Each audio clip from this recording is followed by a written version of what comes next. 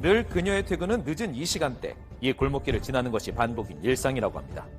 그래서 이날도 평소와 다름없이 집으로 향하고 있었다는데요.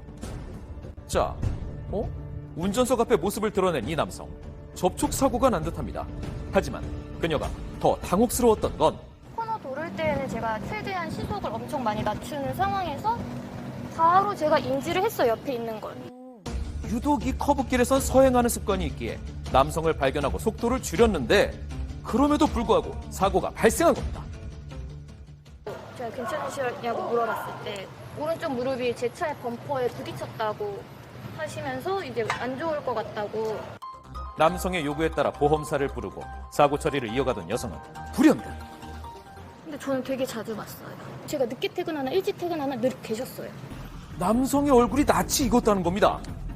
자, 그래서 사고 당일 블랙박스에 남아있는 기록을 확인한 여성. 그러자 사고 전날의 블랙박스 영상에선 본인과 접촉사고가 난 그 남성과 묘하게 닮은 한 남성이 사고가 났던 그 장소에서 포착된 겁니다. 그때부터 쫓기 시작한 이 남자의 행적.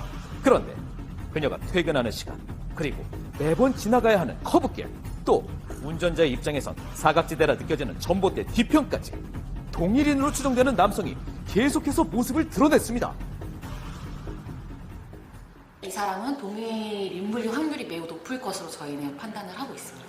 발이 바깥으로 이제 향해서 팔자걸음을 걷는 거나 이런 부분들이 날짜마다 다 비교를 해봤는데 이 걸음걸이가 변치 않더라고요. 개인만의 고유 특성인 걸음걸이가 유사해 보인다는 것. 또 같은 사람이라고 말할 수 있는 것 중에 하나가 슬리퍼였어요. 15일부터는 계속 똑같은 슬리퍼를 착용을 하고 나타났어요. 같은 걸음걸이의 남성이 신고 있는 신발에 고유한 문양 역시 동일하게 관찰됐습니다. 14일부터 22일간 확인된 기록으로만 최소 6번 사고 현장을 배회하는 이 남성이 모두 접촉사고 당사자인 남성과 동일인일 것이다라는 추론인데요.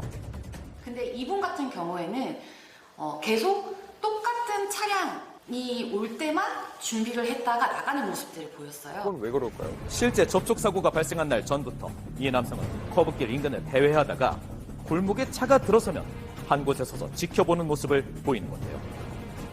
그러다가 접촉사고가 났던 전봇대 쪽으로 몸을 옮기는 행동을 보일 땐 사고 차량 운전자가 얼마 지나지 않아서 이 골목으로 진입을 했다는 겁니다.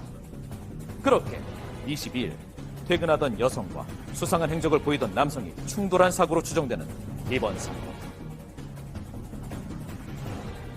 보통 이제 정상적인 보행자거나 길을 다니시는 분이라면 차가 지나가면 아마 나오실 거예요. 근데 그 전에 차 지나가지도 않았는데 나왔다는 거는 언제든지 자기가 치일 수 있다고 생각하고 나오시는 거라고 볼 수 있거든요. 사기의 고의가 좀 있는 거 아닌가라고 굉장히 의심을 할 만한 부분이긴 해요.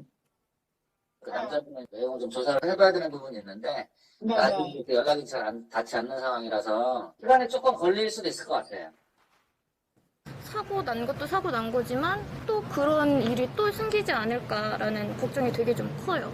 그래서 더 무서워요. 우연히 만들어낸 사고인지 우연을 빙자한 사고인지 본인이 남긴 수많은 행적을 입증해야 할 때입니다.